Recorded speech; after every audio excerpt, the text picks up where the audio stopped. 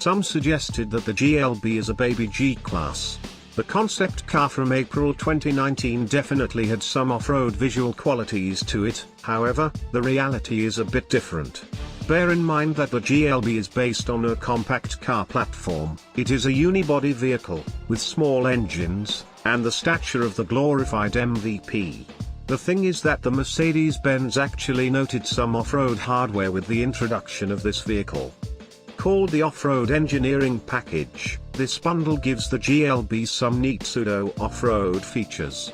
First of all 4MATIC models include the package as standard.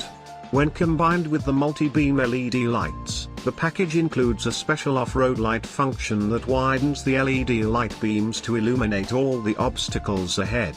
It is a neat addition and I can imagine it helping in certain low-light situations. The off-road engineering package also includes hill assist control, an additional driving mode that adapts the ABS and throttle response, as well as downhill speed regulation. Also, the display can show more information about the inclination of the road and other technicalities.